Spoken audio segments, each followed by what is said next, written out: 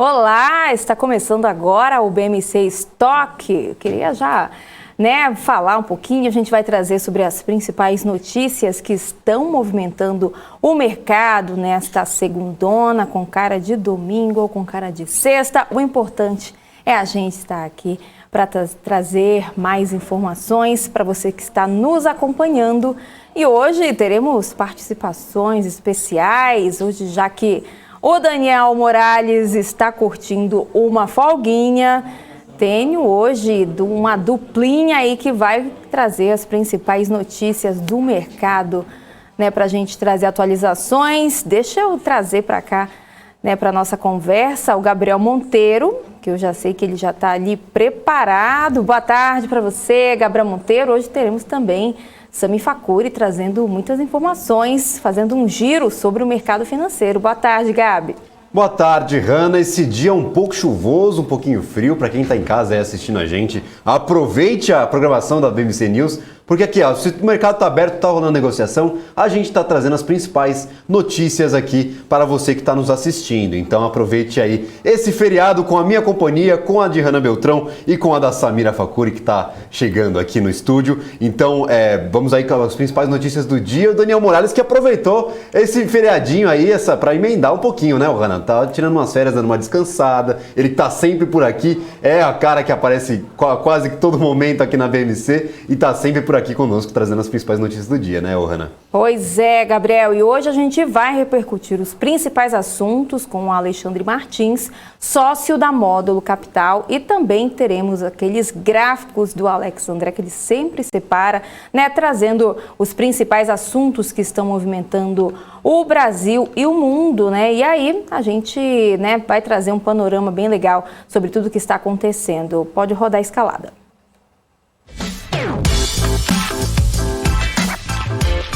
Boletim Focus projeta inflação maior e Selic chegando a 2 dígitos em 2022. Caminhoneiros mantêm greve, mas sem bloqueios nas principais estradas do país. Nubank anuncia a abertura de capital nos Estados Unidos e no Brasil. Prospecto mostra prejuízo em 2021. Tudo isso e muito mais, agora no BMC Stock.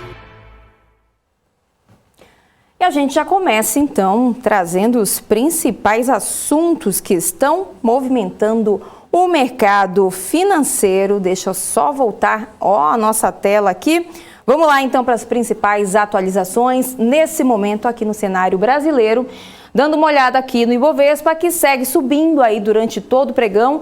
Está agora aos 105.227 pontos, está subindo 1,67%. Lembrando que o índice abriu aos 103.513 pontos, chegou aí a renovar uma mínima de 103.513, como a gente pôde acompanhar.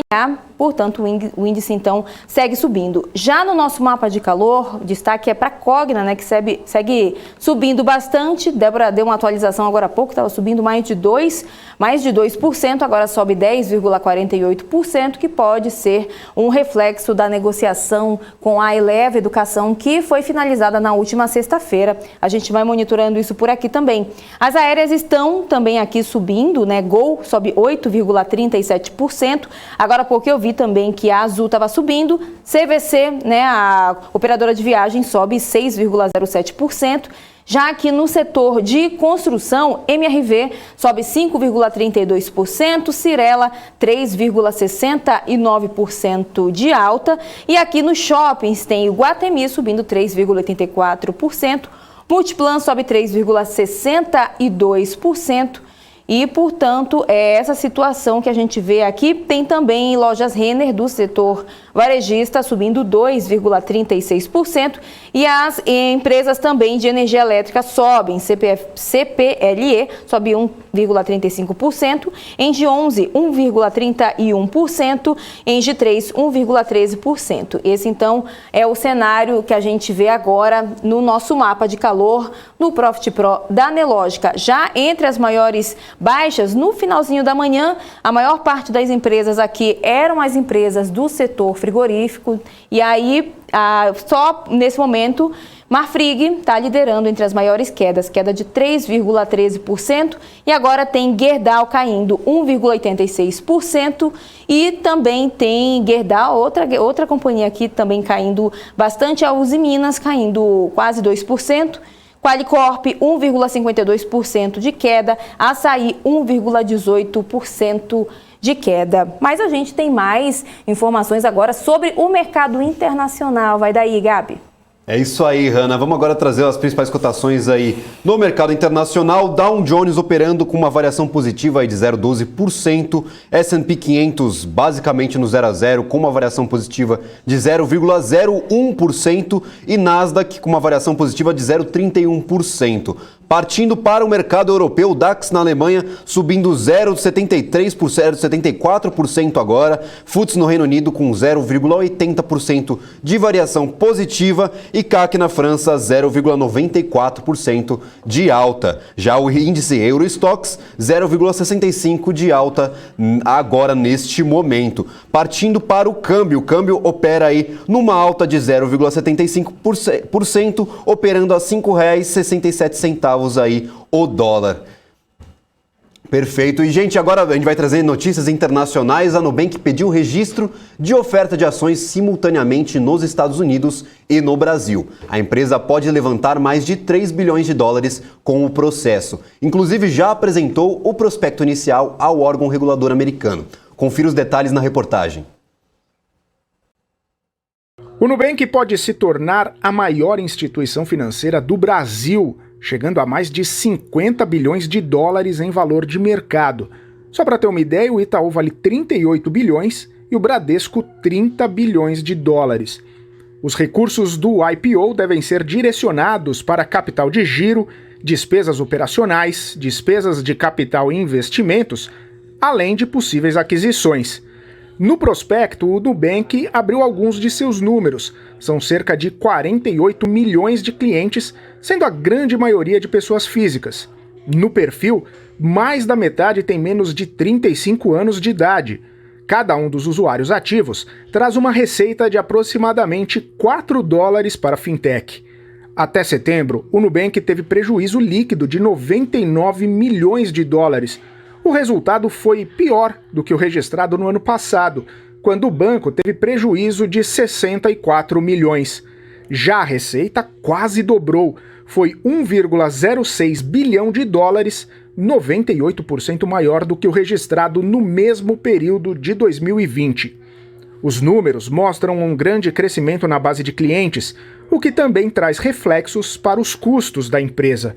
As despesas operacionais nos 9 primeiros meses do ano tiveram uma elevação de 95,5% na comparação anual, chegando a 587 milhões de dólares. O maior avanço percentual foi com as despesas de marketing, que cresceram 292% entre 2020 e 2021. O Nubank deve chegar à NYSE e à B3 ainda neste ano, após todos os processos de roadshow, reserva de ações, precificação e abertura de capital. E ainda de olho no mercado lá fora, os olhos do mundo e dos investidores estão voltados para a agenda pesada de eventos que devem mexer com os rumos da economia global. Entre eles o payroll e também a reunião do Fed, marcada para esta próxima quarta-feira. A Giovanna Locatelli, nossa correspondente lá nos Estados Unidos, está de olho em tudo isso e tem mais detalhes. Um trava-língua aqui quase, né, Giovanna? Mas saiu. Boa tarde para você, Giovanna. Boa tarde, Hanna, Gabriel e a todos que nos acompanham. Realmente uma semana dinâmica aqui nos Estados Unidos e, como você falou, mercado de olho para saber todas as informações e a gente sempre levando esses dados e notícias para o nosso telespectador. Vamos ter uma semana de divulgação de balanços, dando sequência à semana passada e a anterior também, e eu dou alguns destaques aqui. Pfizer, Alibaba, Moderna devem divulgar os seus balanços dessa semana. Berkshire também é destaque, Airbnb e Uber. Temos também essa semana a divulgação de dados importantes da economia americana. Na quarta-feira, os dados econômicos em pauta são os pedidos, o Relatório Nacional de Emprego do ADP, bens duráveis e pedidos de fábrica, o ISM, não industrial PMI, aplicações de hipotecas semanais e também, muito importante, os estoques de petróleo semanais da Administração de Informação de Energia. Importante destacar que na quarta-feira o presidente do Fed, Jerome Powell, vai falar depois da decisão do FONC. Hannah. E, Giovana, e também tem outro assunto, né? A Coca-Cola anunciou hoje a compra da empresa de bebida esportiva Body Armor. E o valor da negociação é de mais de 5 bilhões e meio de dólares, né? E esse deve ser o maior negócio feito aí pela Coca-Cola. Conta os detalhes pra gente. Assim como o Nubank, né, essa notícia do Nubank, a notícia da Coca-Cola também movimentou o mercado. Como você falou, a Coca-Cola anunciou nesta segunda-feira a compra integral da empresa de bebidas esportivas americana, a Body Armor, por 5,6 bilhões de dólares, no que vai ser aí o maior negócio do tipo da gigante de refrigerantes. A multinacional já detinha 15% na participação da empresa, que é concorrente da Gatorade. Atualmente, a rival domina o mercado de produtos isotônicos, né, que é controlado pela PepsiCo. A Body Armor, lembrando, foi fundada há 10 anos e cresceu com investimentos de estrelas do esporte. O jogador de basquete Kobe Bryant, morto em 2019 num acidente de helicóptero, era um dos principais investidores, segundo o Wall Street Journal, e o seu espólio deve receber aí 400 milhões de dólares pela transação. Segundo a Coca-Cola, a Body Armor vai ser administrada por um negócio separado dentro da unidade operacional da Companhia da América do Norte, que tem sede em Nova York. A atual equipe de liderança deve continuar trabalhando com a marca. Hoje de manhã o mercado já se movimentou e os papéis performaram positivamente, aí, dando 0,23% no pré-mercado da Bolsa de Nova York. Hannah, Gabriel. Obrigada, Giovana, pelas suas informações. Uma ótima tarde para você.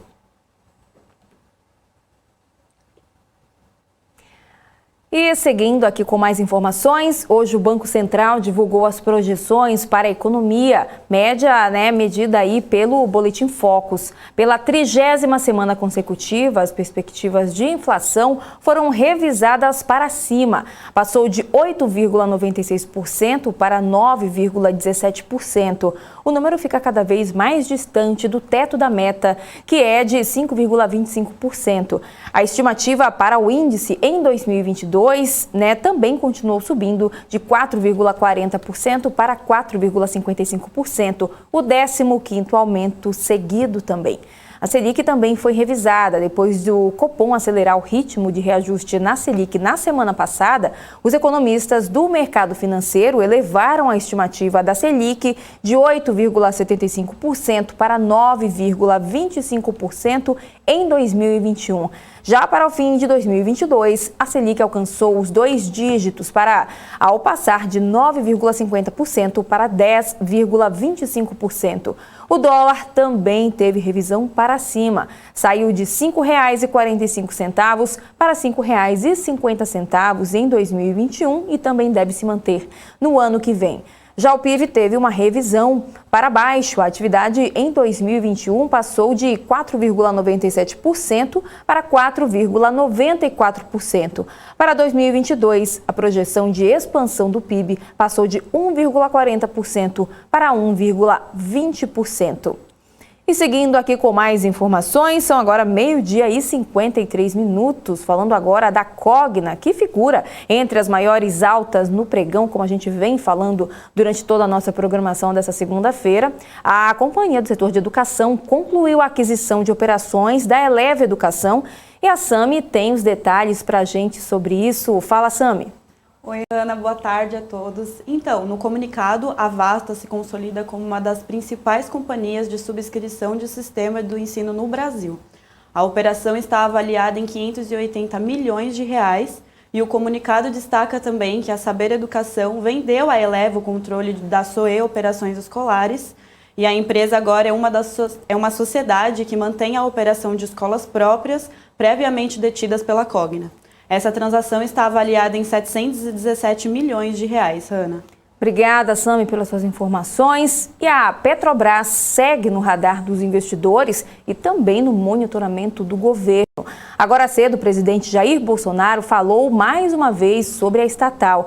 Na Itália, Bolsonaro disse que essa semana deve ser de jogo pesado com a Petrobras e que a prioridade é o preço do combustível. O Gabriel já está aqui também com a gente, tem mais detalhes sobre isso. Fala, Gabi. Perfeito, Hanna. Ele falou também que a sua contribuição para essa discussão já foi dada, que o ideal seria partir direto para a privatização da Petrobras. O assunto, inclusive, já teria sido discutido com o ministro da Economia, Paulo Guedes. Bolsonaro falou ainda que sabe, abre aspas, extraoficialmente, fecha aspas, que a Petrobras vai anunciar um novo reajuste dentro de 15 a 20 dias e que isso, segundo ele, não poderia acontecer. O preço dos combustíveis é um ponto sensível que mobilizou até caminhoneiros a fazerem uma greve nessa segunda-feira, que embora a mobilização não tenha bloqueado nenhuma rodovia no país, a categoria diz oficialmente que está paralisada. Os caminhoneiros pedem mudanças na política de preço dos combustíveis, além da revisão do preço do frete. O Ministério da Infraestrutura comunicou mais cedo que uma aglomeração em frente ao porto de Capuaba, no Espírito Santo, foi dispersada por agentes da Polícia Rodoviária Federal. Os portos continuam operando dentro da normalidade e que a situação no Porto de Santos está controlada e sem aglomerações desde a madrugada. A pasta disse também que não foi registrada nenhuma ocorrência em centros de distribuição, trava-língua está complicado, centro de distribuição de combustíveis, Hanna. Obrigada, Gabriel, pelas suas atualizações também. E vamos falar agora de um assunto que chega até a dar fome, né? Passando aí quase 1h da tarde. Vamos falar agora do Burger King, que cancelou a aquisição da operação, né, brasileira para comprar a Domino's, uma rede de pizzarias por aqui, que iria transformar aí com essa aquisição uma empresa que seria a maior da América Latina do setor. A Sami tem mais detalhes para a gente também sobre isso. Fala, Sami. É isso aí, Hanna, já me deu até fome. Essa negociação, a Vinci Partners, que receberia aí 16,4% das ações do Burger King, foi um negócio entre o BK brasileiro e a Domino's, que foi anunciado em julho, mas o cenário de lá para cá acabou impactando no valor de mercado da empresa e no desejo da rede de fast food em manter a proposta. O negócio criaria aí uma rede com 1.200 restaurantes e incluiria as unidades da Popeyes, que também são geridas pelo BK Brasil. A compra resultaria na maior empresa de serviços de alimentação do país, superando aí a Arcos Dourado, a operadora do McDonald's na América Latina. A transação, no entanto, não foi de todo descartada, já que as duas companhias acertaram um direito exclusivo de preferência pelo valor de 1 ano, Hanna. Obrigada, Sami, pelas suas atualizações também. E falando agora sobre a CVC, que concluiu a aquisição de 40% do capital remanescente da Ola. E agora a empresa de turismo passa a deter 100% da companhia sediada na Argentina. Os primeiros 60% foram negociados lá em 2018 e, segundo a CVC, a operação permite aumentar a sua presença em um relevante mercado latino-americano e no primeiro semestre deste ano, operações na Argentina representam 14,8% da receita líquida da CVC. A companhia ressalta ainda que a conclusão da aquisição não representou impactos relevantes nas suas demonstrações financeiras. Seguindo aqui com mais informações sobre o mercado, a Smart Fit anunciou a compra de 10% da rede mexicana de academias Sports World. O Gabriel, que entende sobre esse assunto, né, Gabriel? Sobre academias, o Gabriel pode explicar um pouco mais. Gabriel, e a Smart Fit também pode aumentar a participação no futuro aí, de acordo com essa negociação. É isso? Explica pra gente. Perfeito, Ana. Segundo a empresa, a compra vai permitir interagir mais com os controladores e formatar melhor essa operação aí para ambos. Além disso, ter mais conhecimento da operação mexicana e criar novos planos de voo. A Smart Fit recentemente alcançou sua 1000ª unidade em toda a América Latina e agora Com as reaberturas mais firmes e com o avanço da vacinação, entre todo o continente espera retomar os números que fizeram a empresa chamar a atenção dos investidores. Ana, você fala que eu entendo muito de academia aí, mas, cara, eu e a academia a gente não combina, sabe? É complicado, bate uma preguiça. Sei. Isso é uma piada interna aqui dos bastidores da BMC. Não podia deixar passar, né? Não Falou podia, de academia, não podia deixar passar, né? Falou de Burger King também, me entreguei, não podia deixar passar também. Mas tá certo. Obrigada, Gabriel, pelas suas informações. E agora a gente segue, né, trazendo mais informações sobre aquisições. A Mater Dei anunciou a conclusão da compra de 70% do Grupo Porto Dias. A informação foi dada nesta manhã pela própria empresa.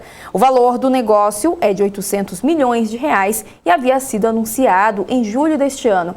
Em um comunicado ao mercado, a Mater Dei afirma que a aquisição é o primeiro passo para a execução da sua estratégia de crescimento inorgânico com a criação de hubs regionais em áreas estratégicas no país por meio da consolidação de ativos, referência de qualidade.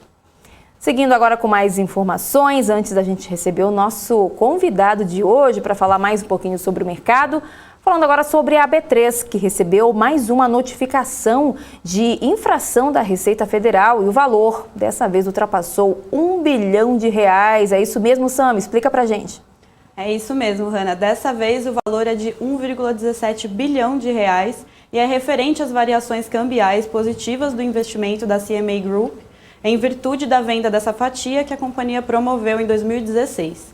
A B3 também informou que a multa tem como base a alegação de que as variações cambiais positivas não poderiam ter sido computadas no valor contábil do investimento para o cálculo de ganho do capital nessa venda. Esta é a segunda multa que a B3 brasileira recebe só na última semana. Na última quarta-feira, a B3 foi multada em R$240 milhões por questionamentos sobre a amortização para fins fiscais no exercício de 2017, além de ágio gerado pela combinação dos negócios com a Bovespa Holding em maio de 2008. Hanna. Obrigada, Sami, pelas suas informações. Bom, agora são o quê? 1h01. Vamos dar uma olhada rapidinho, Gabriel, ele fica rindo aqui do meu lado. Eu sabia que ia ser assim. Esse trio dinâmico aqui, podiam colocar os três aqui. Deixa eu pedir para a nossa grande Marlene Matos, que está no Twitter. Eu dei uma olhada aqui, desse lado aqui, eu olhei rapidinho, vi que o nosso produtor também, um dos produtores está lá no Twitter. Só olhando, quero só saber se esse pessoal já deixou like. Deixa eu ver aqui, coloca os três aí na tela, gente. Tá pra mim. Os três aqui na tela. Esse trio dinâmico, Hanna. Esse trio dinâmico, quase que um sotaque que é gaúcho, que o Gabriel Monteiro falou agora há pouco. Pois é, gente, muita gente mandando, já gostando aí desse trio participando aqui. Acho que o Daniel Morales perdeu. Não, mentira, Daniel tá assistindo a gente, todo mundo manda um coração pro Daniel Morales, tá aproveitando a folga. Mas tá debaixo da coberta agora. Exatamente, pois eu acho muito que bom que ele tenha deixado o like dele aqui compartilhado com os amigos, no grupo, grupo da família, grupo do pessoal aí. A gente não espera menos. Vamos dar uma olhada para ver quem já tá dando uma moral aqui pra gente no chat. Estamos subindo aqui, o pessoal tá gostando de participar, então deixa eu começar aqui pelo David Perillo, que já comentando por aqui, o EVBA também dando o boa tarde, boa tarde Hanna, boa tarde Sami, boa tarde Débora, muito boa tarde. O MPK até falando aqui, é ela, Sami, é a nossa Sandra, não podia deixar passar essa. O Lambert Souza também já comentando por aqui. O fiscal da CVM, algo me diz que esse perfil é de alguém aqui da BMC, nomes criativos, é com a gente. O Wagner Gomes deixando aqui, quem mais? Tá vendo? Infelizmente, Daniel, o Wagner Gomes comentou aqui, já podiam efetivar a Sami no lugar do Daniel, jogar o Daniel do BMC Agro. Hashtag fica a dica, Paulo Moraes, fica a dica, Daniel Morales, né? Mas, tem um aqui que não esquece, o Rafael Corrêa, comentando o seguinte, boa tarde, Raniel Beltrales, Raniel Beltrales, marcando presença, sempre aqui, assim que a gente gosta. O MPK comentou assim, Gabi mais Sami, mais Hanna e várias palminhas. Olha assim só, que isso, é um prazer enorme. Essa primeira reunião que a gente faz aqui no ar, a primeira vez que nós nos encontramos, na verdade. Parece o filme dos Vingadores, onde os heróis vão se encontrando. A gente aqui faz o Dream Team. Aqui. Pois é, gente. A gente tenta, né, ser os heróis. Pois é, a gente tenta, né, salvar alguma coisa aí. Ainda bem que o meu look do dia hoje não tá atrapalhando o mercado, porque toda vez que eu venho com esse look, a bolsa cai, a culpa vem pra mim, aí tem que... Né, aí não dá, né, gente? Pois é, o pessoal comentando bastante aqui. E é isso, gente. Vamos dar continuidade, então, aqui no nosso BMC Stock, porque agora tem convidado, tem o Alexandre Martins, sócio da Módulo Capital. Deixa eu ver se ele já está conectado para ele ficar lado a lado aqui. Olha só, ele já está conectado. Olá, seja muito bem-vindo, Alexandre. Tudo bom? Obrigado pelo convite. É um prazer estar aqui. Imagina, o prazer é todo nosso. Aqui para ficar melhor, né? Isso, perfeito. Agora ficou perfeito, mas tem que ser o que for mais confortável para você. Bom, já sabe como é o esquema aqui, pode ficar à vontade, pode falar o tempo que você achar necessário também. É sempre uma conversa, né? Pode ficar tranquilo. Vamos começar? A gente começa falando, né, de Hidrovias do Brasil, que sofreu esse ano por questões de safra, mas pode também se beneficiar com a super safra prevista já para o ano que vem. Se posicionar em Hidrovias do Brasil pode ser uma alternativa de investir em commodities? Esse posicionamento também é interessante no momento? Tá. A nossa visão é que algumas empresas mais líquidas na Bolsa, tá, sofreram deslocamentos de preço muito relevantes e pouco correlacionados, ou no mínimo exagerados em relação ao fundamento. Tá? No caso específico de Hidrovias, a empresa teve dois problemas nesse ano agora, de 2021. Tá? Um dos problemas é uma quebra de safra. A gente teve uma quebra de safra de milho que levou ao direcionamento de muito milho para o mercado interno e a redução de exportação de milho pelo Arco Norte. A empresa opera uma hidrovia na região norte que serve para exportação de grãos. Tá? Essa hidrovia, apesar da empresa ter contratos de take or pay, take or pay é um contrato que você recebe mesmo sem transportar. Tá? Apesar dela ter esse contrato para um percentual importante dos seus volumes, tá? Todo o percentual que não estava contratado de take or pay não foi realizado por essa quebra de safra. O segundo evento em 2021 foi a ausência de chuva na região sul do Brasil, na hidrovia Paraná-Paraguai, que levou a empresa a passar 2 meses sem conseguir transportar ali um contrato de minério de ferro que ela tem com a Vale. Tá? Então, esses dois problemas explicam, né, o mau desempenho econômico e financeiro da companhia nesse ano, e a gente acredita que esses problemas serão solucionados no ano que vem. Você tem uma safra grande, planejada para o ano que vem, e você está voltando a ter chuva. Então, assim, salvo uma hipótese de uma nova seca, né, eu acho que a empresa desempenha muito bem no ano que vem. Então a gente tem aumentado aqui nosso investimento em hidrovias e a gente enxerga como uma oportunidade muito interessante. Você está exposto a uma região onde o Brasil tem uma vantagem competitiva extremamente sólida, essa região de grãos, tá? Mas de um valuation muito atrativo. Uhum. Perfeito. E queria também saber, Alexandre, qual é o diferencial de Hidrovias do Brasil em relação a outras empresas de logística, como, por exemplo, a Rumo e a Login? Tá. Bom, esse transporte de grãos ali da região do Mato Grosso, tá? Ele tem basicamente 3 formas de ser escoado. Tá? A mais ineficiente é o caminhão. Tá? E as duas mais eficientes são as ferrovias da Rumo ou a hidrovia da Hidrovias do Brasil. Né? Quanto mais para o norte do país você tiver, quanto mais para o norte do Mato Grosso você tiver, mais competitiva é a Hidrovias. Quanto mais para o sul, mais competitiva é a Rumo. A Rumo, ela tem o seu terminal em Rondonópolis, então o exportador precisa levar a carga de caminhão até Rondonópolis, um trecho ali de estrada, e a Hidrovias faz a coleta da carga em Miritituba. Então, é importante dizer, o Mato Grosso é uma das fronteiras agrícolas do Brasil, a produção está crescendo muito ali na região, a gente acha que tem carga para todo mundo, não só para para hidrovias e para Rumo, mas você tem carga até para as expansões previstas para dessas companhias. E a competitividade depende de onde tiver a carga. Mais para o norte é hidrovias, mais para o sul é Rumo. Perfeito. E a gente está no meio, né, de uma temporada de balanços do terceiro trimestre e uma empresa que veio com forte resultado foi a Ambev, com lucro líquido de 3 bilhões de reais e um crescimento de mais de 57% na comparação com o mesmo levantamento feito no ano passado. Como é que você avalia o resultado de Ambev e também queria que você destacasse aí o que mais chamou a atenção?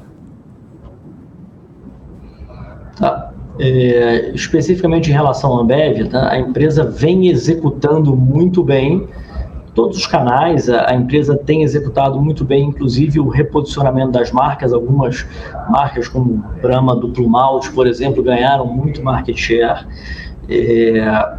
A empresa tem feito com muita habilidade uma transformação digital, onde ela criou um marketplace chamado BEES, que é um marketplace que conecta a Ambev e outros fornecedores com os donos de bar.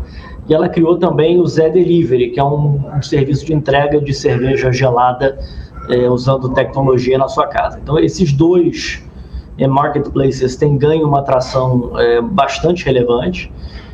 O que tem levado a Ambev a conseguir ganhos de market share e tem conseguido ganhos de volume, mesmo ainda com algumas medidas de restrição impactando o consumo nos bares, que sempre foi, né, um ponto muito forte da Ambev. O maior problema do resultado, que isso já está claro para o mercado, né, é a questão do aumento do custo de insumos dolarizados se valorizaram bastante, e a Ambev está lentamente repassando isso para o preço da cerveja, é um processo demorado, e que, portanto, vai levar um tempo para acontecer. Então, o que a gente está observando é o volume crescendo fortemente, margem pressionada, mas a gente gosta muito da empresa, do time, da execução, e mesmo após as altas recentes, a gente continua aqui comprado na ação.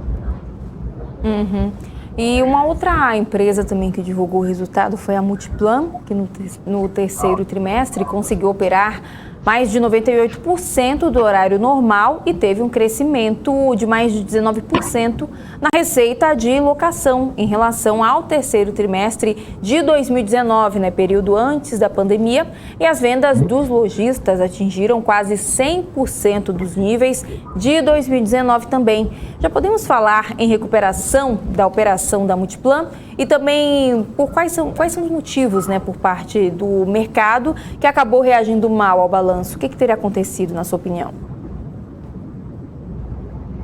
Tá.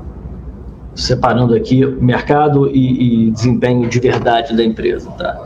Eu acho que o mercado, você tem alguns fatores. A bolsa tem performado muito mal, basicamente por ruído fiscal, que tem se agravado a cada dia. Não a situação fiscal, que não está tão mal quanto a gente anteciparia lá na época da pandemia, mas os ruídos em relação do que será a propensão do governo a gastar no futuro, né? E isso impacta todas as empresas, todos os setores, impacta muito o shopping, né? Que mal ou bem tem uma correlação negativa com juros, né? O desempenho tanto de shopping quanto de propriedades comerciais, né? Então eu acho que isso explica muito mais o movimento do que o resultado em si. O resultado foi bom, a gente já esperava, né, que as empresas que têm os melhores ativos desempenhariam melhor do que os ativos direcionados para a classe C e D. A gente está observando, né, os shoppings premium vendendo muito acima do que vendiam em 2019, à medida que as pessoas viajam menos e gastam mais aqui no Brasil, né? A Multiplan, na maioria dos seus shoppings, já está vendendo acima do que vendia em 2019, mesmo com as medidas de restrição. Então, o cinema ainda não está rodando cheio, restaurante ainda não está rodando. Agora, ultimamente, está até bem forte, mas até 3, 4 meses atrás ainda rodava um pouco mais devagar. E mesmo assim, a empresa tem vendido mais em diversos shoppings. Então, aqui no No Rio de Janeiro, Village Mall, Barra Shopping indo excepcionalmente bem, Morumbi indo bem. Os shoppings que estão indo mal da Multiplan são os shoppings mais ligados ao almoço, tipo Vila Olímpia, né, que tinha ali no entorno muitos escritórios que estão ainda em home office. Então esses shoppings têm um fluxo um pouco menor. Do ponto de vista de locação, a empresa tem repassado o IGPM e dado desconto, eventualmente, um caso ou outro. Mas de qualquer forma, assim, quando você repassa o IGPM e dá o desconto, né, você tem a flexibilidade de retirar esse desconto lá na frente. Então, a empresa está operando muito bem essa questão do reajuste dos aluguéis, até porque ela tem os melhores ativos do Brasil, né? E a gente está super otimista com o desempenho da companhia nos próximos anos, tá? A gente tem uma visão aqui que o e-commerce atrapalha, evidentemente, mas esses shoppings que representam, né, uma experiência de consumo, eles não serão substituídos pelo e-commerce. O Brasil é meio caótico, então você tem um ambiente seguro, com ar-condicionado, com vaga para você passear, acaba sendo uma proposta de valor importante para o consumidor. Então a gente vê com muitos bons olhos a relação entre o que a Multiplan está entregando e o que o preço de mercado está nos falando. A gente acha interessante a relação risco-retorno da ação nesse preço. E ainda falando, né, ainda de olho nessa companhia, esse balanço forte da Multiplan pode servir como base para perspectivas de resultados para outros shoppings também? E isso pode indicar o começo da recuperação do setor, com os preços dos ativos atingindo aí os patamares pré-pandemia?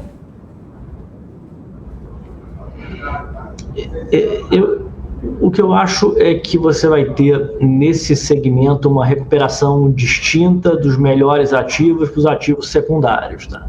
Então, quem tem ativo, né, bem localizado, shopping dominante na sua região primária de influência, com um bom mix de loja, com um percentual importante de serviços e entretenimento, eu acho que esses ativos vão continuar desempenhando muito bem, né? Os shoppings secundários com um mix muito de compra, né, com pouco entretenimento, e para um público de poder aquisitivo menor, eu acho que esses shoppings vão demorar um pouquinho mais a se recuperar, tá? Quando você olha a recuperação de vendas, por exemplo, da BR Malls, né, versus a Iguatemi, por exemplo, que é mais focada no público premium, você observa já uma certa diferença, né, do desempenho das vendas dessas companhias. Dito isso, eu acho que todas as empresas listadas de shopping têm ativos muito bons, tá? Eu acho que os shoppings que vão sofrer, muitos estão nas mãos de players privados. Uhum. E hoje também, mudando um pouquinho de assunto, hoje o Boletim Focus trouxe mais uma vez o aumento das projeções para a inflação e também para a Selic. Esse cenário macro pode ajudar os shoppings ou afeta mais os lojistas e comerciantes, já que os preços dos aluguéis acabam também sendo reajustados? No final das contas, tá? Se o lojista não vender, ele não consegue pagar o aluguel, né? Então, o fato de você ter um IGPM alto, né, sem um crescimento de vendas, não significa nada positivo para os shoppings, tá? O que a gente tem notado, principalmente nesses bons ativos, é que a venda está subindo forte e o IGPM está subindo forte, o que abre espaço, né, para um reajuste de preço que será pago. Então, nesse sentido, é bom para as empresas, tá? Por outro lado, né, essa inflação maior tem levado o Banco Central a corrigir, né, a trajetória da Selic, né, no sentido de aumentar os juros. Os juros longos, que é o que importa para avaliação de ações, né, já subiram bastante e acabaram impactando negativamente o valuation dessas companhias. Então, se por um lado é bom que se repassa um aluguel maior, por outro lado, teu custo de capital está maior. Então, eu acho que essa elevação de juros, ela não deve ser vista com bons olhos. Acho que é um fator todo o resto constante, é um fator negativo. Uhum. E hoje a gente começa também o mês de novembro, né? E depois de fechar outubro no negativo, registrar 4 meses consecutivos de queda no Ibovespa, né? Como a gente vem mostrando dia após dia aqui na BMC News. Considerando que quanto mais barata a bolsa, menor o risco para o investidor, esse pode ser um bom momento para entrar na bolsa? A bolsa também está mais barata ou ela está podendo cair mais com esse cenário de incertezas? A gente sempre prefere olhar ação por ação, tá? Mas generalizando aqui, falando da Bolsa, quando a gente compara uma medida chamada Earnings Yield, né, que é você dividir o lucro da Bolsa pelo valor de mercado das empresas, né? Quando você compara essa medida ao longo do tempo versus uma NTNB longa, para tentar estimar o que seria o prêmio de risco para se comprar Bolsa, a gente está hoje num momento muito próximo ao que foi na pandemia, né, no auge da pandemia. Então, a indicação que esse índice nos dá é que é um bom momento, tá? Aonde esse índice poderia estar errado, né? Ele poderia estar errado se daqui para frente o lucro das empresas começar a cair fortemente por conta do macro, né? E aí é importante você fazer uma boa seleção de empresas e de ações no sentido de comprar empresas cujos resultados vão crescer ao longo do tempo e não decrescer, né? Então a gente está super otimista com o nosso portfólio, porque a gente enxerga, a despeito do macro, resultados crescentes e um valuation muito mais interessante. Difícil para falar para a Bolsa como um todo, que eu precisaria ter uma opinião, né, das empresas que compõem o índice, são diversas e a gente não acompanha com proximidade todas essas companhias. Uhum. E a estratégia de buscar investir em setores mais penalizados, como por exemplo varejo, shoppings e tecnologia, pensando, né, no longo prazo, pode ser uma boa estratégia? Ou esses setores ainda podem cair muito mais e acabam se tornando um risco aí para o investidor? Mais uma vez, eu diria que é caso a caso, tá? O mercado claramente não é tão ineficiente assim de nos oferecer oportunidades setoriais, setores completamente mal precificados. O mercado é razoavelmente eficiente em precificar os riscos e os ativos, tá? Então, a minha recomendação é olhar setor por setor, empresa por empresa no detalhe. A gente acha, Multiplan, a gente acabou de falar, a gente acha que o preço está exageradamente pessimista, por exemplo. Algumas outras empresas de varejo, né, a gente acha que estão bem precificadas e que eram caras demais, simplesmente caíram para um valor razoável, né? A gente tinha visto muito exagero, principalmente nas coisas ligadas à tecnologia, né? Então você tinha um otimismo excessivo em algumas empresas que eram empresas em teoria de tecnologia, mas que na prática tinham um componente tecnológico muito limitado, mas se vendiam como tal, e eu acho que essas correções, na nossa opinião aqui, são correções que vieram para ficar, não representam uma oportunidade, por exemplo. Uhum. Perfeito. Então, Alexandre, eu queria agradecer a sua participação aqui no BMC Stock, mas antes eu queria que você deixasse aí as suas considerações finais para os telespectadores, o que eles podem esperar para as próximas semanas, né, para esse mês, né, que está começando agora. Eu acho que para as próximas semanas ninguém sabe o que vai acontecer, né? Eu sugiro que o telespectador puxe um gráfico do Ibovespa nos últimos 10 anos e olhe quantas vezes a Bolsa caiu 20% do topo até o pico, tá? Ele vai se surpreender que são inúmeras vezes. E em toda a história da Bolsa brasileira e da Bolsa mundial, você sempre tem que se preocupar, tá? Você nunca tem um cenário sem nenhuma preocupação na frente. Então, eu acho que a gente tem que olhar, entender esses riscos macroeconômicos, mas concentrar a nossa atenção nas companhias, né? As As companhias listadas brasileiras são, em geral, muito boas, algumas são excepcionalmente bem administradas e devem, no horizonte de 3 a 5 anos, continuar a crescer lucros, né? E isso é que vai ditar para onde vai o preço da ação. Então, minha única recomendação é tentar baixar um pouco a velocidade, se afastar um pouco do macro e olhar mais as empresas, né, com um horizonte um pouco mais de longo prazo. Perfeito, então queria agradecer sua participação aqui, tá bom, Alexandre? Já espero que você volte mais vezes, né, para participar aqui com a gente, tá? Claro. Obrigado, um abraço. Obrigada, tchau, tchau. Bom, esse foi o Alexandre Martins, sócio da Módulo Capital, trazendo um panorama sobre o mercado para a gente. Antes da gente chamar o Alex com os gráficos, vamos fazer um giro de mercado bem rapidinho para a gente ver como é que está o Ibovespa nesse momento. Vou pedir para o pessoal do Switcher compartilhar, se dá para compartilhar, na verdade. Olha só, apareceu.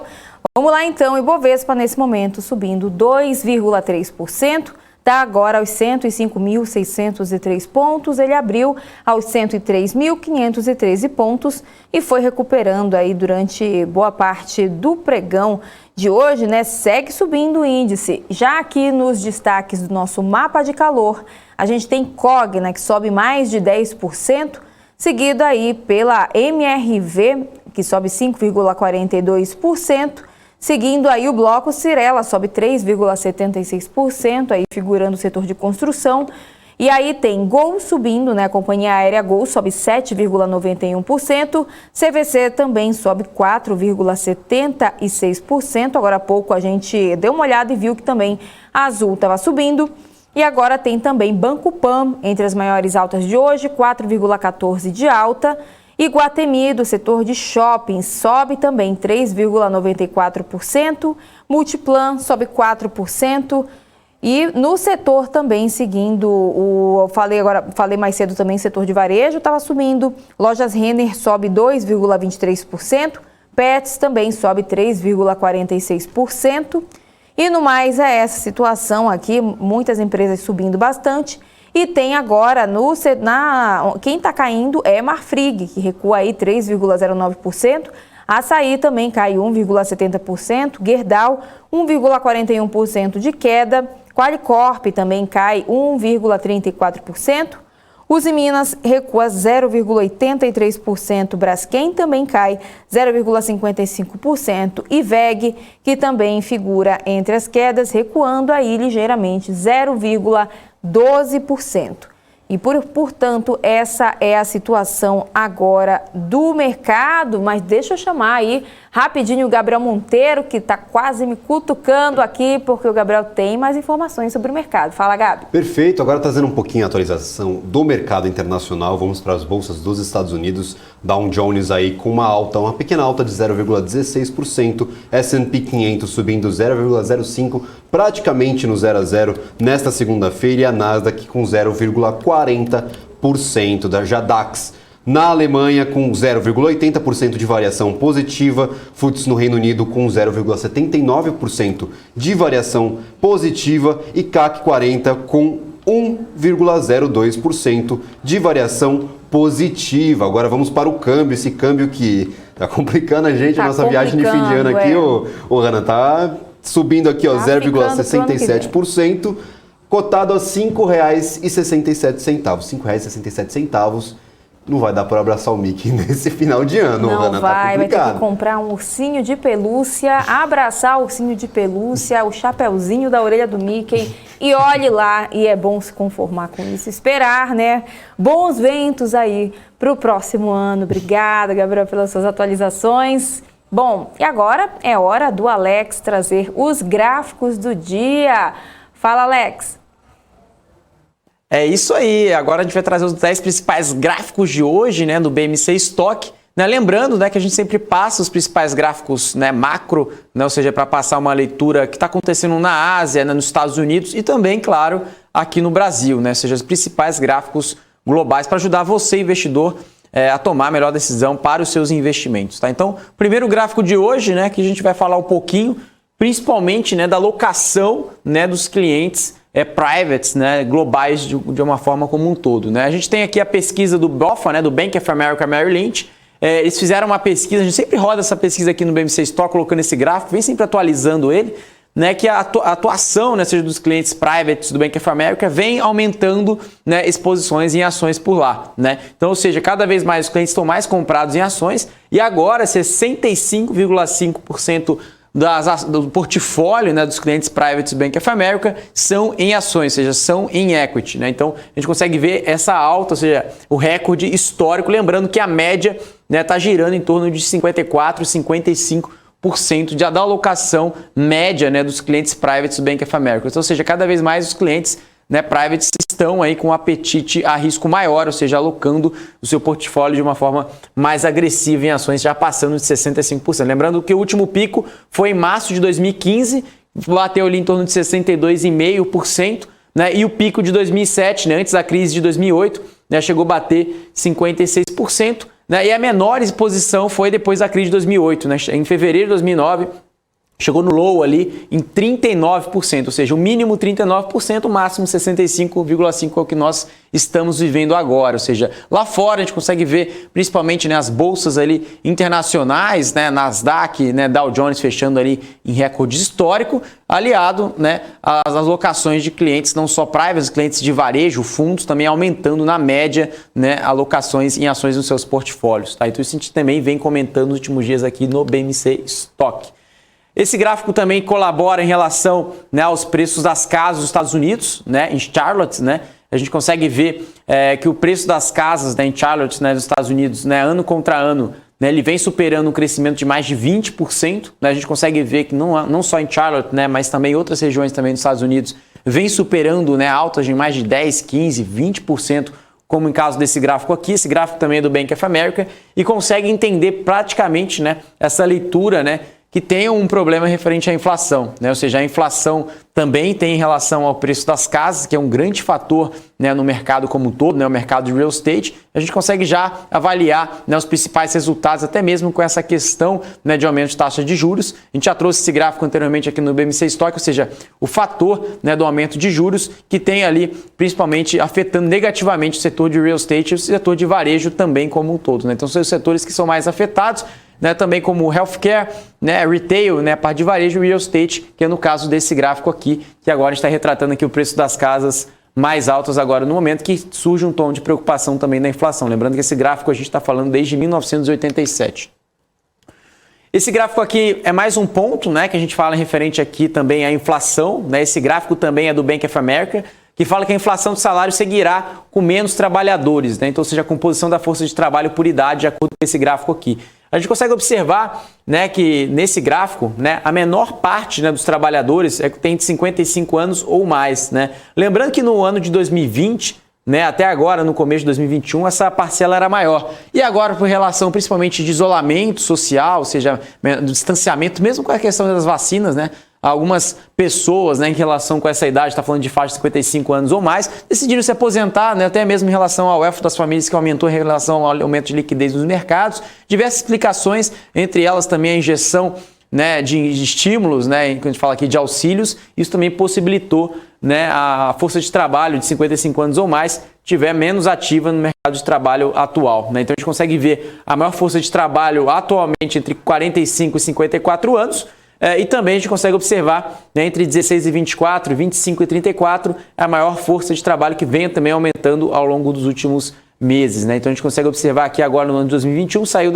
praticamente, né, numa leitura de um aumento de quase 10% por aqui, né? Então o que a gente conseguiu observar? Claramente essa queda, né, muito forte, né, entre a idade de 16 e 24 anos, né, ou seja, que foi mais afetada ali durante, né, a pandemia, ou seja, que a gente fala aqui principalmente nessa idade, né, 16 e 24 anos, que a gente fala aqui em relação à inserção no mercado de trabalho, né, quando a gente fala principalmente não só em serviços, mas também na parte do comércio, né, ou seja, bem em serviço.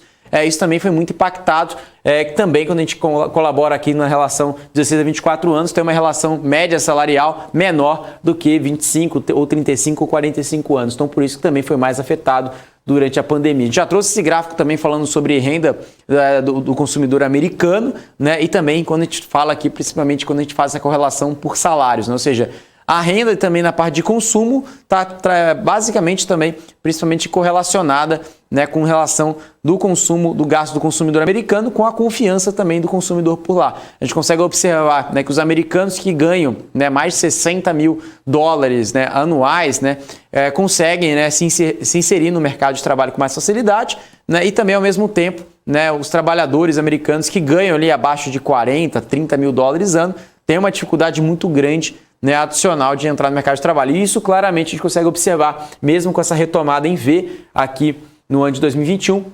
Ainda assim, né, a gente consegue observar que no curto prazo existe, né, um recuo ainda, uma queda, quando a gente compara aqui, principalmente com os últimos anos, aqui, principalmente quando 16 e 17, logo nessa linha por aqui, tá?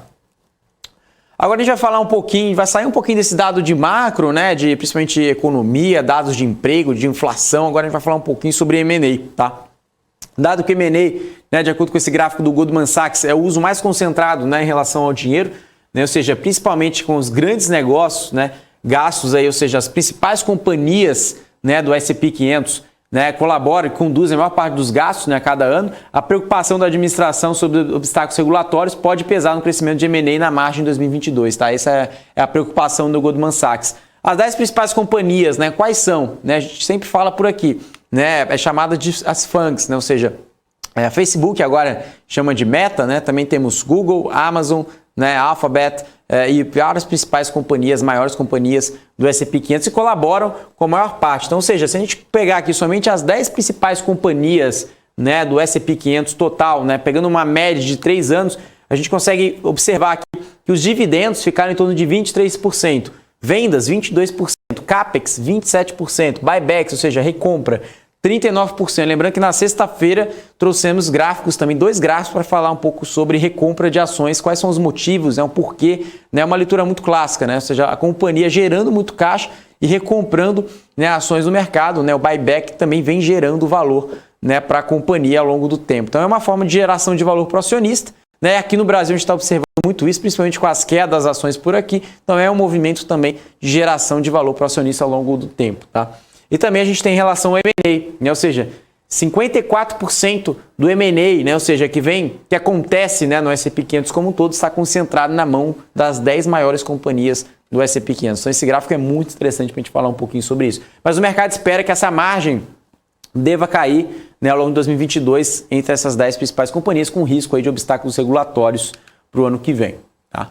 Agora, a gente continuando falando sobre recompra, né, as autorizações de recompra aumentaram, né, no acumulado do ano, né, então após aí, um breve ato, né, em 2020, as recompras foram retomadas em vigor nesse ano de 2021, lideradas principalmente por tech, como eu acabei de falar no slide anterior, 30% do total do acumulado do ano, ou seja, né, em torno ali de 1/3, né, o financeiro 24%, e olhando para o futuro, as autorizações de recompra totalizaram mais de 932 bilhões de dólares, né, de acordo com essa linha aqui do gráfico do Goldman Sachs, tá, no acumulado do ano. O mais alto em termos de dólares já registrado, tá, desde os anos 2000, mas modestamente abaixo do ritmo típico de autorizações com participação no valor de mercado, tá? Então, lembrando aqui que a gente consegue observar, né, a gente tem aqui essa linha aqui que a gente consegue observar, seja a participação, né, principalmente em relação ao market cap, né, comparado aqui com o Russian 3000, né, ou seja, as ações small caps americanas. Mas a gente consegue observar aqui que o ritmo, né, de buyback, ou seja, o ritmo de recompra, chega num patamar histórico ali de 932 bilhões de dólares, superando muito o patamar de 2020, até mesmo 2018, até mesmo o último pico foi registrado ali mesmo em 2018, né, e agora vem batendo ali mais de 932 bilhões de dólares. Lembrando que 2018, que é o último recorde, chegou a bater na casa de 800 bilhões de dólares, tá? Aqui a gente vai falar um pouco sobre o all-time high da Bolsa, né, do S&P 500, né, quantos dias, né, a Bolsa americana ficou em all-time high, ou seja, quantos dias a Bolsa ficou batendo recordes históricos, né, ao longo do ano, né? Esse gráfico é muito interessante, a gente consegue pegar uma janela amostral aqui desde 1929, né, que é muito interessante, né? A gente consegue observar que esse ano, né, o ano de 2021, está sendo um ano muito bom nos Estados Unidos, né? Ou seja, a gente consegue observar, ficaram 58 dias neste ano de 2021 até agora, né, fechando, né, a cotação all-time high, ou seja, a Bolsa fechando no recorde histórico. Nesse ano de 2021 até o momento, lembrando que o ano passado ficou em 33 dias, né, 2019 ficaram em 36, 2018 19. Aí se a gente relembrar um pouquinho, né, voltar ao tempo, né, 2008 não teve nenhum dia, nem all-time high, Se a gente falar de 1970, né, do choque do petróleo, também não teve nenhum dia. Em 29 teve 45 dias, né? O maior recorde foi agora em 2021? Não. A gente consegue observar que foi em 1995, né, onde bateram ali um pouco mais de 77 dias do ano em all-time high, ou seja, em recordes históricos. Ainda não superou o ano de 95 e não superou 64, né? 1964, onde bateram 65 dias do ano em all-time high da Bolsa. Mas lembrando aqui, nós estamos aqui em torno de 58 dias, hein? Lembrando que ainda não fechou o ano, claro, mas estamos ali, né, entre um top 3 ali do ano da Bolsa Americana, que teve o melhor desempenho, né, quando a gente fala aqui de recorde histórico dos últimos anos, tá? A gente está falando desde 1929, tá? Então é muito interessante para a gente falar um pouco mais sobre isso. Esse gráfico aqui agora a gente começa a falar um pouco mais de vacinação, né? Ou seja, a preocupação da vacinação na Europa, a gente consegue ver principalmente uma parte da Europa aumentando a curva, né, de infecções, né, principalmente em relação à preocupação com o inverno, né, europeu, né? A gente vai falar um pouco mais sobre isso, né? Reino Unido e Alemanha vêm apresentando uma curva ascendente de infecções por lá, mesmo que as mortes tenham ali aumentado na margem, né, mas não tem preocupado de uma forma tão considerável. Alguns países que têm uma taxa de vacinação muito alta, como por exemplo a Holanda, não tem uma grande preocupação, né, com o inverno, porque a gente consegue observar a população na média, né, com uma taxa, né, de vacinação muito alta. A gente está falando, quando a gente fala de taxa de vacinação muito alta, passa ali de 70%, 80%, e isso diminui drasticamente o risco de novas infecções e mortes por lá. Mas no caso na Rússia, por exemplo, né, que sempre tem essa preocupação com o inverno por lá, a taxa, né, de vacinação, a gente sempre atualiza aqui esse gráfico também de vacinação aqui na BMC News, no BMC Stock, a gente consegue ver que a Rússia é um dos países que menos, né, tem a proporção de população e vacinação, ou seja, que tem a menor taxa de vacinação entre todos os países. Então isso também é uma preocupação muito grande. O Brasil, a gente tem ali um tom positivo, né? Ou seja, o Brasil é um dos países que mais se vacina no mundo, chegou até a ultrapassar a um dos grandes países aqui, principalmente quando a gente pega aqui em relação à aceleração, né? Chegou até mesmo passar, né, numa janela até mesmo Estados Unidos e outros países aqui desenvolvidos. Então o Brasil vem fazendo sua lição de casa, vem fazendo o seu trabalho, e a gente consegue observar também, né, essa queda, né, de infecções e mortes aqui no Brasil. Mas no mundo todo, né, alguns países da Europa têm se preocupado ali no curto prazo e têm jogado um alerta para o final do ano, né, que é o inverno europeu, né, ou seja, um inverno rigoroso, né, que sempre acontece por lá, que é totalmente diferente do inverno aqui no Brasil, né, para quem sabe, né, para quem já viajou para fora, né, para quem acompanha. Então é um risco adicional, né, lembrando que o Covid, né, também, né, de acordo com pesquisas, né, ou seja, tem essa relação, né, de maior taxa de transmissão, né, no inverno. Então tem uma preocupação adicional, e os países também vêm colocando em relação na conta, na sua projeção, de acordo com os analistas, né? Então esse gráfico aqui a gente consegue observar, né, aqui, ou seja, os meses, né, que os países aí estão aí se desenvolvendo em referente à taxa de vacinação. A gente consegue observar em referente às vacinas, né, e também as taxas de infecções.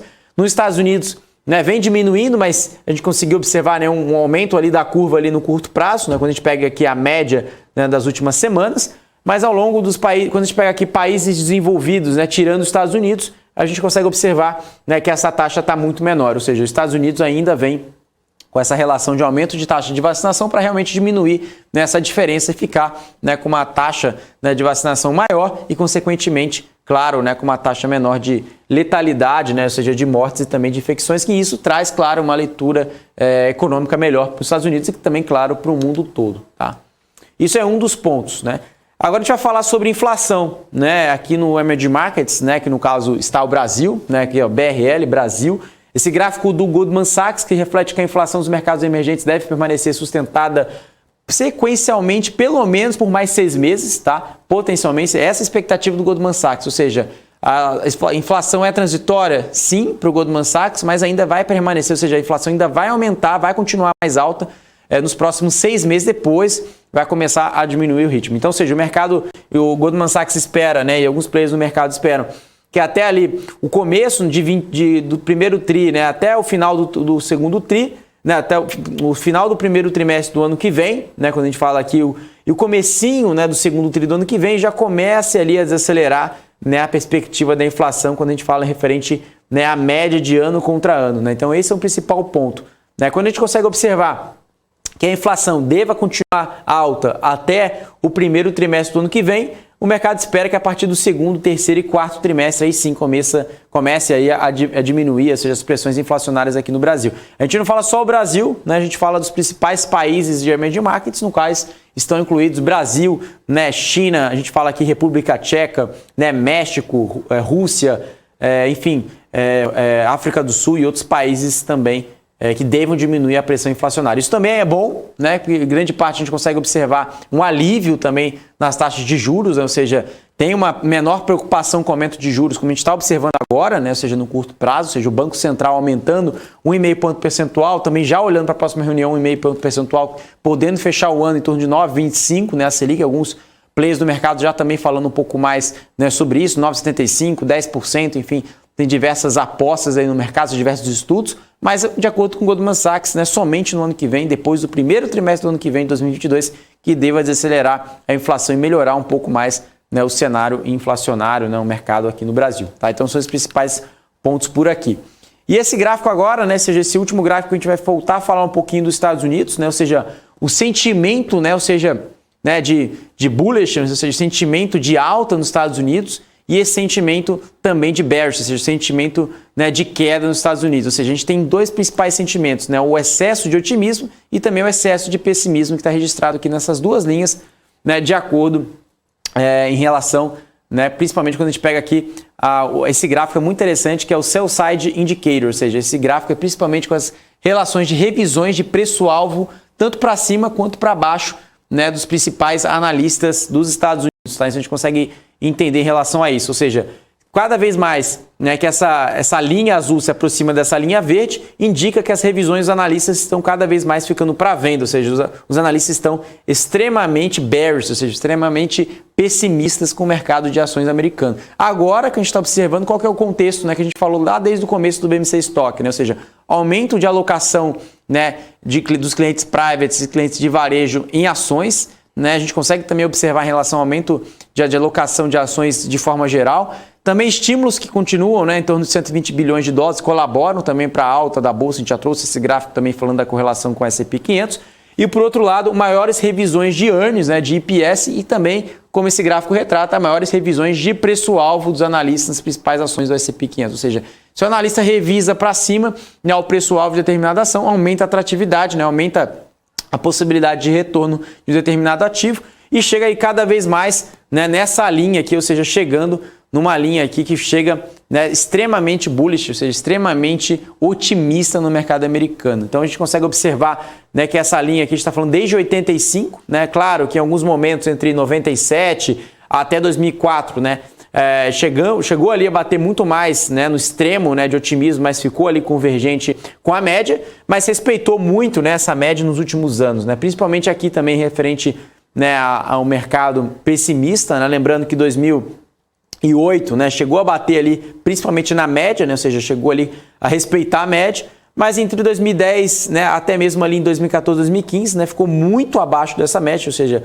ficou muito, né, pessimista o mercado, mas agora, né, esse gráfico ele retrata principalmente nesse momento, né, ou seja, de 2021, aonde estamos? Estamos no momento mais otimista possível, né, batendo nessa linha do pessimismo, ou seja, já batendo nessa linha do extremo otimismo. Então o mercado espera, né, que as revisões sejam para baixo, né, e venham convergir na média de acordo com o histórico desde 85. Então, se a gente consegue observar, principalmente em relação com a média do mercado, então se a gente consegue observar essa média agora em torno de 58,5%, né, se a gente pegar aqui a média atual. Tá? Então são os principais pontos aqui que a gente tem que entender, ou seja, revisões de preços dos analistas, né, dos analistas sell sides, chegando ali, né, principalmente na máxima ali, batendo ali. Na máxima a gente fala principalmente em relação à média, né, sem comparar ali com os anos de 2010 e 2010 ali também, e também entre os anos de 2001 até o ano de 2005.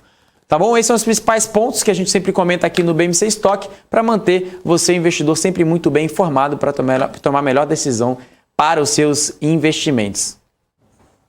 E esses foram os gráficos separados aí pelo Alexandre, que sempre traz aqui no BMC Stock gráficos novos, sempre mostrando aí tudo que está acontecendo no mercado que pode impactar nos seus investimentos. Bom, seguindo aqui com o nosso BMC Stock, porque agora são 1h47.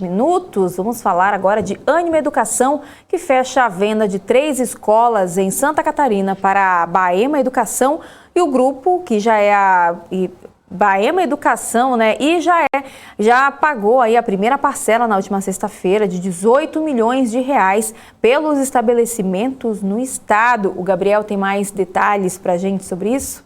Perfeito, Hanna. A Ânima anunciou na última sexta-feira o fechamento da venda das escolas internacionais de Florianópolis e Blumenau e do Colégio Tupi, em Joinville, para a empresa Baema Educação. A operação tem valor fixo mínimo de 30 milhões de reais, como anunciado em junho. O grupo recebeu hoje a primeira parcela de 18 milhões pelos estabelecimentos em Santa Catarina. Até maio do ano que vem serão pagos outros 12 milhões de reais. A venda prevê earnout aí estimado no cenário base de 6.449 mil reais, de acordo com o resultado operacional das escolas, a serem pagos em 2022, 2023 e 2024, Hanna. Obrigada, Gabriel, pelas suas informações. E a Irani apresenta os melhores resultados da história no terceiro trimestre. Quem traz os números para a gente, os detalhes sobre esse balanço é a Sami. Fala, Sami. É isso aí, Hanna. A receita líquida da Irani Papel e Embalagem no terceiro trimestre teve um crescimento de 65,5% no comparativo com o mesmo período de 2020. Segundo a companhia, isso foi reflexo da boa performance de vendas e preços dos segmentos em que a empresa atua. Em especial, o expressivo crescimento de preços de todos os setores no comparativo com o terceiro trimestre do ano passado. O mercado doméstico representou 85% das vendas e entre julho e setembro, a área de embalagem de papelão ondulado representou 57% da receita líquida da Irani. A companhia encerrou o terceiro trimestre com receita líquida de 432 milhões e 400 mil reais e um lucro líquido de 97 milhões e meio de reais. O terceiro trimestre trouxe aí os melhores resultados da história da Irani, com o EBITDA, margem operacional, inédito de 32,4%. A empresa atribuiu o terceiro trimestre às instabilidades no mercado internacional e também no Brasil, Hanna. Obrigada, Sami, pelas suas informações. Antes de chamar aqui o Gabi para mais informações, vamos dar uma olhadinha rapidinho aqui no nosso portal, bmcnews.com.br, que tem notícia aqui falando, os gastos com construção nos Estados Unidos caem inesperadamente no mês de setembro. E os gastos, com a construção caíram no mês de setembro em meio às quedas nos investimentos em projetos públicos e privados. O Departamento do Comércio informou nesta segunda-feira que os gastos em construção recuaram 0,5% após uma alta de 0,1% em agosto. Economistas consultados pela Reuters previam um acréscimo de 0,4% e os gastos com a construção subiram 7,8% em setembro na comparação com o mesmo período do ano anterior. O governo informou na semana passada que o Produto Interno Bruto aumentou uma taxa anualizada de 2,0%, desacelerando aí ante o ritmo veloz de 6,7% nos meses de abril e junho. Os gastos com projetos de construção privados diminuíram 0,5% em setembro e após a queda de 0,3% em agosto, enquanto os investimentos em construção residencial recuou 0,4% após subir 0,1% em agosto. Os gastos com construção de moradias unifamiliares tiveram um declínio de 0,6% e com projetos habitacionais familiares que caíram 0,3%. E a escassez e os materiais de construção mais caros estão limitando a essas construções dessas moradias. O investimento na construção privada não residencial, como o gás, perfuração de poços de petróleo, caiu 0,6% em setembro e as despesas com estruturas recuaram pelo segundo trimestre consecutivo, no período de julho a setembro, e o declínio puxado por estruturas comerciais e também de saúde. Já as despesas com obras públicas caíram 0,7% em setembro, após uma alta de 1,2% em agosto. Gastos com obras dos governos estaduais e locais dos Estados Unidos tiveram declínio de 0,4%, enquanto os investimentos do governo federal despencaram 4,3%. E seguindo aqui com mais informações, as companhias Raízen, Shell, Volkswagen firmaram uma parceria para descarbonizar o setor automotivo. Veja os detalhes na reportagem.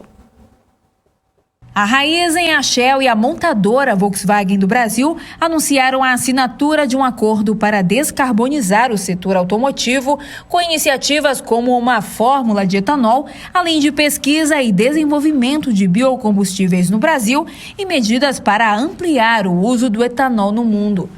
A Raízen informou que pretende instalar uma rede de eletropostos de recarga rápidos para proporcionar uma melhor experiência de recarga a clientes com veículos elétricos da Volkswagen, que deve estrear no estado de São Paulo. Já nas fábricas da Volkswagen no Brasil, a intenção é substituir o gás natural por gás natural renovável fornecido pela Raízen, o que reduziria a emissão de carbono em mais de 80%. Também será feito o fornecimento de energia para a rede de concessionárias Volkswagen por meio das usinas de geração distribuída de energia renovável da Raízen. Pablo Dissi, presidente e CEO da Volkswagen América Latina, disse em comunicado que o etanol tem vantagens ambientais e sociais, gerando muitos empregos para o Brasil. Já o CEO da Raízen, Ricardo Musa, disse que é uma honra contar com a Volkswagen no projeto e que o movimento oferece soluções sustentáveis tanto para o presente quanto para o futuro, tendo em vista o desafio da descarbonização global. O vice-presidente de negócios de downstream da Shell para a América Latina, Lauren Wittemans, afirmou também que a parceria ajudará a expandir a bioenergia no setor automotivo. A Shell faz investimentos em várias alternativas relacionadas com a transição energética a uma economia de baixo carbono. E as companhias Nubank e Sequoia investirão em startups na América Latina. Quem traz os detalhes sobre essa informação, é a Sami Fakuri. É isso aí, Hanna. Nubank, que busca uma avaliação de mais de 50 bilhões de dólares, também disse no documento que pretende desafiar os modelos de negócio existentes nesses setores. O Nubank e a Sequoia Capital firmaram uma parceria para investir em startups latino-americanas, disseram duas fontes familiarizadas com o assunto desta segunda-feira. O banco digital brasileiro, que tem a Sequoia como acionista desde 2013, decidiu investir ao lado da empresa de Venture Capital em startups aí dos setores que podem ir além de serviços financeiros, como comércio eletrônico e software para empresas, afirmaram as fontes. No prospecto de sua oferta pública inicial de ações divulgados nesta segunda-feira, o Nubank disse que está de olho em investimentos em setores como saúde e e-commerce, e também telecomunicações, mas não revelou a parceria com a Sequoia. A Nubank, que busca uma avaliação de mais de 50 bilhões de dólares, também disse no documento que pretende desafiar os modelos de negócio existentes nesses setores. A América Latina tem passado por um boom em negócios de Venture Capital depois que criou uma série de startups de alto retorno. Hanna.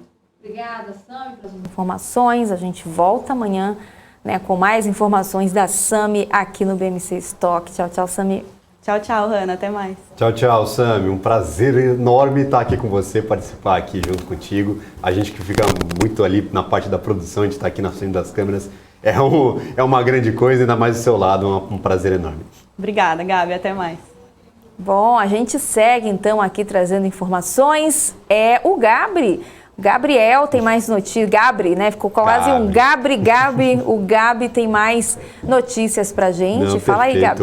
Ana. É um momento que a gente fala aí da demanda de commodities, essa dúvida sobre as commodities, principalmente commodities metálicas aí, ligadas à construção. Eu trago uma notícia de que os gastos com as construções nos Estados Unidos caíram de forma inesperada em setembro, em meio a quedas nos investimentos de projetos públicos e privados. O Departamento de Comércio informou nesta segunda-feira que os gastos com a construção recuaram 0,5% após uma alta de 0,1% em agosto. Economistas aí consultados pela agência de notícias Reuters previam um acréscimo de 0,4%. Os gastos com construção subiram 7,8% em setembro, em comparação com o mesmo período do ano anterior. Os gastos com projetos de construção privados diminuíram 0,5% em setembro, após queda de 0,3% em agosto, enquanto os investimentos em construção residencial recuaram aí 0,4% após subirem 0,1% em agosto. Hanna. Obrigada, Gabi. Se tiver mais informações aí, pode chamar que a gente traz tudo em primeira mão para quem está nos acompanhando. Bom, e uma última informação também, a Oi divulgou nessa manhã a saída de Antônio Reinaldo Rebelo Filho do cargo de diretor jurídico da empresa no último dia de outubro, após a conclusão do seu contrato. A companhia informou que ele vai permanecer como diretor das subsidiárias recuperandas, com sede na Holanda, bem como assessorando também a Oi nos temas jurídicos e estratégicos relacionados à sua operação judicial. Em fato relevante, a Oi diz que seu conselho de administração vai deliberar em breve sobre a indicação de um substituto para a posição de diretor jurídico. Bom, antes da gente finalizar aqui o nosso BMC Stock, a gente já consegue ver que o Felipe Nascimento já está quase pronto ali. Vamos fazer um giro rapidinho do mercado, Gabi? Vamos dar uma olhada aqui como é que está a situação aqui no cenário brasileiro. Eu consigo dar uma olhada aqui eu não estou conseguindo fechar aqui, mas vamos dar uma olhada aqui como é que está no nosso mapa de calor do Profit Pro da Nelogica, para a gente olhar. A gente consegue ver que Cogna segue, né? Como a gente falou aqui, desde o comecinho dessa segunda-feira, a gente já falou lá no BMC News que Cogna, né, está se sustentando bastante, chegou aí a bater a casa dos 12% de alta, né, isso pode ser também um reflexo da negociação, né, que foi finalizada na última sexta-feira com a Eleve Educação e que pode estar reverberando aí nesses números de Cogna nessa segunda-feira. Já entre as outras altas, a gente tem a Gol, que está subindo aí 8,37%. A CVC também está subindo aí 5,26%. MRV figurando aí o setor de construção, alta de 5,25%. Tem também Cyrela, do mesmo setor, subindo 4,05%. Quando a gente olha aqui, tem o setor do varejo também subindo. Lojas Renner sobe 2,76%. Quem mais está subindo? Pets também no mesmo setor de varejo sobe 4,16%. Iguatemi, do setor de shopping, sobe 3,84%. Multiplan também sobe 3,51%. E aí a gente vai olhando aqui, né, as companhias do setor de energia também estão subindo. Engie 11 sobe 2,15%, Engie 3, 1,57%, CPLE, né, Copel, sobe 1,52%. Quem mais está subindo aqui? O Fleury, né, está subindo também o grupo Fleury, rede de laboratório, sobe 1,22%. BIF3, 1,03% também de alta, e esse é o cenário aqui entre as maiores altas. Já quem está caindo é Marfrig, que está recuando aí no pregão de hoje, 3,40% de queda. Marfrig, que juntamente com várias empresas do setor de frigoríficos, figurou entre as maiores altas, né, no pregão da última sexta-feira, sustentaram durante boa parte do pregão no Ibovespa, sustentaram entre as maiores altas, mas Marfrig agora aparece aqui com queda seguida pelo Açaí, que cai também 1,64%, Braskem também cai 1,34%, Qualicorp 1,11% de queda, Gerdau, né, GGBR4, cai 0,59% e Usiminas cai também 0,45%, Gabriel Monteiro. Perfeito, Hanna. É interessante nós trazermos esse retrospecto aqui. A Débora comentou alguns dias atrás, já vi gente comentando aqui no chat, esse voo de galinha da Bolsa Brasileira. A gente está numa pré-feriado aqui, a Bolsa está aberta, a gente está num clima mais tranquilo, o tempo está ótimo, não sei de onde vocês estão assistindo, mas a Bolsa aí, alguns ativos recuperando as fortes quedas dos últimos dias. Vamos ver se após esse feriado, após essa pausa de amanhã, vamos continuar com esses números. Agora, só atualizando os mercados internacionais, Dow Jones aí operando com uma alta de 0,26%, S&P aumentou um pouco a margem de alta desde quando eu havia atualizado para 0,15% e Nasdaq a 0,46%. Já partindo para Para a Europa, as bolsas já fechando por lá, DAX fechando a 0,75% de variação positiva, FTSE a 0,71%, CAC a 0,92% de variação positiva e o índice Eurostoxx a 0,72% de alta. Já partindo aqui para o câmbio, dando uma olhada no dólar, uma alta aí de 0,68%, basicamente a mesma coisa da última atualização, operando a 5,67 centavos. Obrigada, Gabriel Monteiro, pelas suas atualizações. Bom, e o BMC Stock, então, está chegando ao fim.